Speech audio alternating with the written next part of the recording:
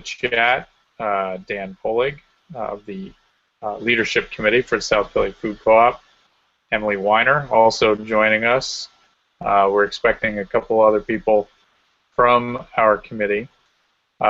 And now, as they usually say when doing a rebroadcast of a previously recorded live show, if you're not watching this on Tuesday, February 17th at 8 o'clock, then don't look for a question box or anything to try to ask any questions. Just hold on, and hopefully we will have answered your question. If not, you can feel free to email me directly. It is Dan, that's Dan .Polig, P-O-H-L-I-G, at gmail.com. That's Dan.Polig, P-O-H-L-I-G, at gmail.com. Okay. So, as you all may have seen online on our website or social media pages, we have elections for the Board of Directors coming up in May. And this year, on odd-numbered years, there are 6 positions, 6 director positions up for election. So those seats are currently filled. Those board members may choose to rerun, they may not. But as the Leadership Committee, we open up the process of nominations so that we can have a healthy, competitive election come May. So there are nomination forms where you can now nominate yourself for the board. Online, they exist as a Google form. It's super easy. It would take you about 10 minutes to fill out, run for board. So we'll be talking through the rest of this call what the responsibilities of a board member actually are, what that kind of looks like day to day. But in terms of general requirements, you do need to have been an active member for at least 8 months prior to the general membership meeting when we do elections. So by May, that would mean ideally you've been a member owner since like September 2014 or earlier. You also need to be in good standing with your equity payment or payments if you're still on a plan. What else are our requirements, Dan? You have to have been to at least 1 committee meeting and 1 general membership meeting. That's right. And I think there's our version of a morals clause in there, in that you can't, forgive me if you said this part already, can't be involved in any organization that would go against the interests of the co-op. Not entirely certain what that might be, but that's just our way of hoping that nefarious folks don't infiltrate the board to try to take us down from the inside. Cloak and dagger stuff. That's the idea. Yeah, none of those. Everyone else though, you're all welcome. So for anybody who just joined us, we had just gone through some of the dates that that are part of this process. All of this can also be found on our website, the dates especially, and the processes for running. There is, right from the home page, a link to running for the board that comes up as soon as you visit the home page. It's the first thing that slides across the slideshow that's on the home page of the website. If you miss it, just watch the other ones go through, and then it'll come back around. So that said, I'm getting emails from our other committee members. All right. Well, so we've gone through the processes. One thing I should mention is that it is slightly different than it has been in years past. If you are watching this and you have in previous years thought about running for the board and for whatever reason decided not to, but you paid some attention to the process, you'll know that there used to be a requirement that candidates get a certain number of signatures of fellow co-op members in order to qualify on the ballot. The board realized that this is while a well-intentioned requirement and something that we hope to bring back once there is a brick-and-mortar store, at this point, without that store, it just became an exercise in trying to come up with an event that we could get a bunch of people at so that they could all sign these petitions. So we've removed that hurdle from folks who are interested in joining the board or running for the board. That also made things a little easier administratively in that we no longer needed to have hard copies of the nomination forms. So all these forms can also be found on our website as Google Forms that you can just go on and fill out on the website with a number of questions about your information and then some short answer questions that have a pretty strict word limit in order to be able to fit everybody's answers into the literature that will be made available for the election. I see now that some of our other committee members have joined us, which is great. We have Matt Egger and Mary Beth Hertz. Can you guys hear me? Yes. Yes. Excellent. Welcome. So far we have gone through talking about some of the dates that are involved in the process and some of the other, where to find some of the information on our website. Mary Beth, I would be interested if you could give the folks out there a little taste, as the one person of this committee who is a current board member, of what the commitments are like for the board members themselves. Sure. Sorry, hold on. Yeah, as far as the commitment goes, we have monthly meetings.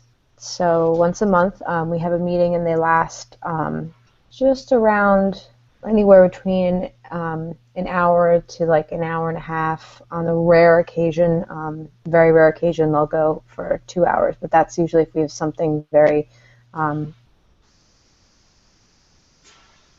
just at the so the meetings are once a month. We have, and this is where it put me on the spot, we have two, I believe it's two working days where we actually take an entire day, so like a 9 to 5 like full day, where we combine that with our monthly board meeting. So it can be anything from a workshop with a consultant to just if we have something really important, like a discussion that we need to take more time doing, or some kind of workshopping of ideas, and then we combine that with our regular board meeting. So you wouldn't have 2 meetings that month, you would just have that one long meeting. And as far as outside of the meetings go, it really is a lot of email. We have a Google group that once you join the board, you are joined into the Google group. So there'll maybe emails that come by, that things that someone's asking you to read before the meeting. We obviously get materials before the meeting that you need to review, and I'd say those take me anywhere from like probably like a half hour, to just kind of go over and really, like things like the minutes from the last meeting, or maybe some budget paperwork, maybe a proposal coming from a committee, the agenda with all the committee updates. So I'd say probably about each month, like 45 minutes to an hour of email a month, just kind of checking your email. That includes just checking your email and kind of reading over emails that have come through. But outside of that, I mean, board members also attend events and different membership events, even some public events that we do, but it's not required. But a lot of board members do, because we like to do those kind of things. So I guess, yeah, I mean, that's pretty much it. You have your monthly meetings, you have your big long working days, and you have your email, and there may be some time outside of that you may volunteer and volunteer time, but that's essentially the commitment at this point. Yeah. Great. And as far as the board, how it functions as a what is known as a policy governance board. For anybody who is maybe serves on boards of other smaller nonprofits, could you maybe get a little bit into how that differs from, say, the board of one of the local civic associations or something like that that has a much more operational role in their organization? Yeah, I've actually been very lucky to kind of see the co-op board transform in that way. I've been on the board since we were a steering committee, since this all kind of started, and back then we were very hands-on in the sense that we didn't have anybody else doing the work that needed to be done, and so we did everything. And we've transitioned over the last couple of years to, as you were saying, the policy governance board, where really what our job is we're like the tiller of the boat. And so, we're not rowing the boat. We're not necessarily, trimming the sails and all that kind of stuff. It's a terrible metaphor. But we're really the tiller that kind of directs the organization in the way that we believe it needs to go to be successful. And so there are a bunch of committees, and those of you who are running for the board should be familiar with that, because one of the requirements to run for the board is to have attended a committee meeting. So, the committees are doing a lot of hard work. The board kind of helps the committees set goals for the year of what they're going to try to accomplish. And all of this, like I said, is the board has the direction of where the organization is going. And so the board helps steer the committees towards those goals to help achieve those goals by the end of the year. So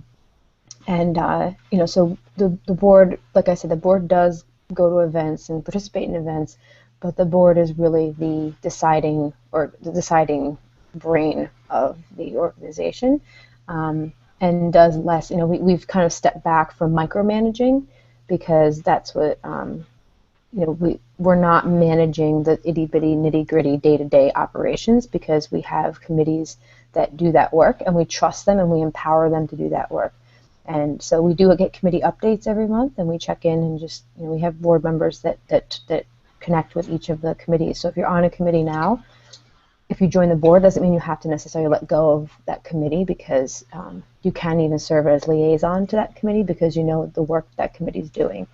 So we do stay informed with what each committee is doing, but we don't micromanage every little thing that they do. We give them these broad goals, and they work towards those goals. Thank you. Just a quick shout out. We also posted a word of this event on our Facebook page. This is for anybody who is watching live. If you have any questions and are finding it, as I am, difficult to pose a question through this chat, which I don't think folks can get in just from viewing, you can pose a question through our Facebook page. So if you go to our Facebook page, there is an event page there that you can find, that you can post a question, and Emily is watching that right now, so that if any questions come up, we can answer them while we're live here. And I'm also seeing that you can also post a question to the event page on our Google Plus page. So if anybody wants to go that way, we can do that as well. Matt, how you doing? Good. Matt, can you hear me? Yes, I can. There you go. My microphone. Cool. So there it is. Go ahead, Matt. Why don't you take us through on the nomination form some of the questions that are there, and just kind of give people an idea of what we're looking for in terms of answering those questions and information. Sure. So a lot of this is pretty basic, and this online Google form is really a great way to fill this out. So some simple stuff. Are you 18 years of age? That stuff, pretty self-explanatory. The stuff that we do have on here that is really going to help us out a lot in accepting nominations would be information on the last membership meeting you attended, a committee meeting you've attended, what committee it was,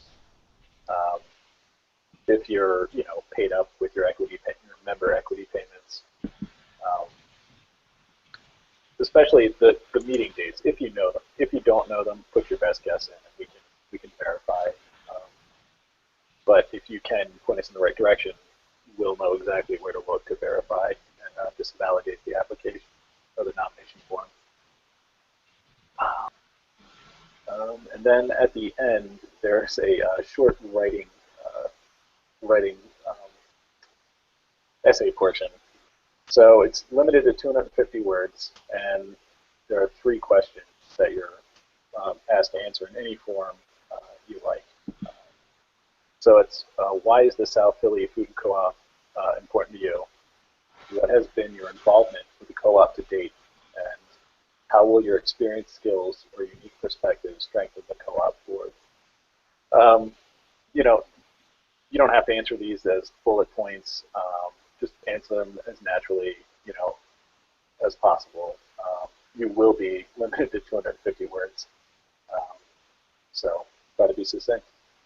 And this is essentially, it should be obvious, but this is your chance to tell our members why you're going to be a good choice for the board. That's going to, open up our story. Great. All right. Thanks, Matt. Appreciate it. We do have some questions coming in. So, Emily, why don't you throw some questions out there that you're starting to see? Sure. Well, we have one question. Let's see if I can summarize this one. Just generally, this might be a good question for Mary Beth. Looks like someone's wondering, if they are involved, would like to get more involved, they're a little bit intimidated about running for board. What sort of advice or guidance could you give? Is it really that scary to be on the board of directors? I'm glad you asked that question, because that's something in kind of preparing for this conversation was in my mind. I was thinking about all the awesome things that I have been able to experience as a board member, and they range from everything from the social aspect of it and meeting people in my neighborhood, people who obviously share similar interests and values, and also just the amount of stuff I've learned, things like how to read a budget, how to analyze a budget,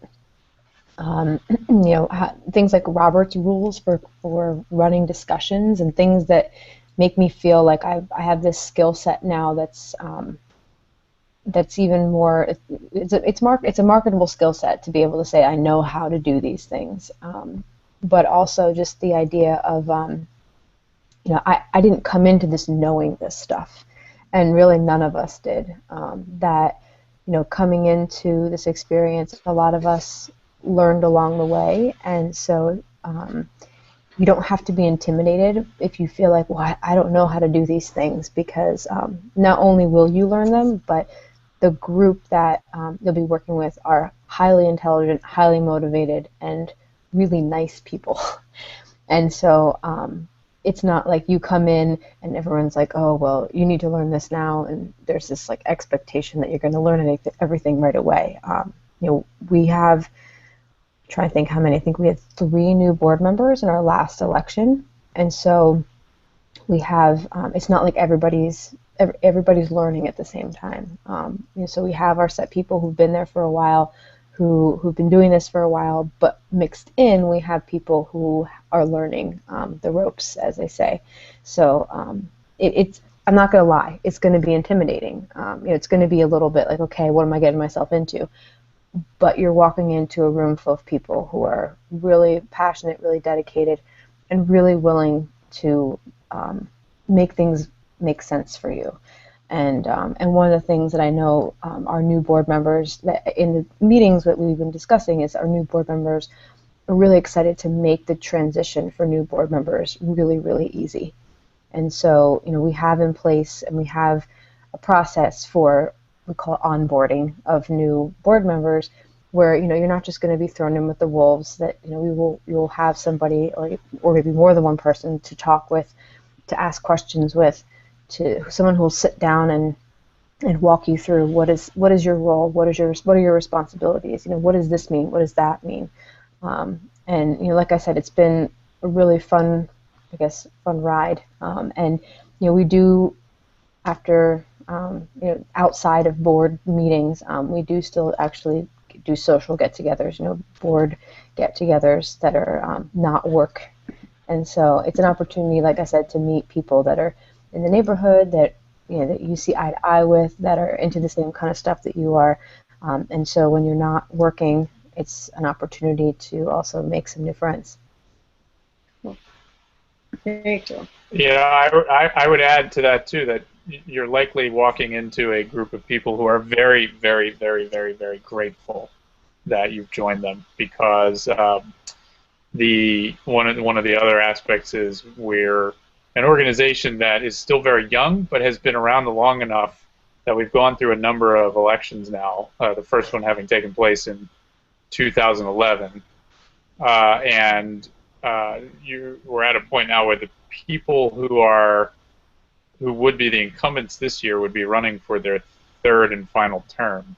And I believe in that time, lives change, things change, but the co-op needs to continue. And it's just extremely helpful to know that among our membership and among the people serving on our various committees are folks who are willing to step in there and allow the people who have essentially taken this to where it is now from the very beginning, the ability to rotate off of the board and sort of like catch up with the rest of their lives, knowing that it's in good hands and that the great work is going to continue. And I would add to that, Dan, not just get on with our lives or take on more of our lives, but also the idea that new ideas, fresh ideas, and to me it's exciting that the perspective that somebody has coming in who hasn't been doing this since the beginning is a perspective that's really important, and that if you've been a member for a while and you have ideas and you have a different relationship with the co-op than somebody like myself who started from the very beginning. And I think that it's really important that we get current members who are involved, who have a different perspective to be on the board, and that's been something that's been really refreshing. With our new board members that came in, it's like, oh, okay, not that there's anything wrong with the board before, but just having new people on the board is a really nice way to open up new discussions and new perspectives. And so, if you're thinking about running for the board, just know that as a member, your voice is really important to the direction of the organization. And one important way that you can make your voice heard and make a difference is by joining the board. Mm-hmm. Emily, I think we have another one. Yep, we do have one more question. Someone just wondering, is there any sort of like financial commitment or responsibility as being a member of the board of directors? Do you want me to speak to that? Yeah, sure. Well, first of all, some people may be familiar. We're not. First of all, we're not a nonprofit 501c3. But some nonprofit boards do require their board members to pay to be a board member. We do not. So you have to be a member. So there's that piece. But you do not need to pay anything to be on the board. On the other piece of it is board members have what's called fiduciary responsibility, which is not, it sounds like it's financial, but it's way more than that. So, as a board member, your responsibility is to maintain the integrity of the organization and to do your due diligence to make sure that the organization is doing the right thing and going in the right direction. And so as far as financial responsibility goes, we have a treasurer, we have our bookkeeper, we get monthly updates on what's going on with our finances. We review budgets over and over and over again, revise them, review them over and over again. And so as a board member, your responsibility is just, when we're looking over these budgets, do you see any red flags? Do you have any input into what's going on with how things were spent last year versus this year.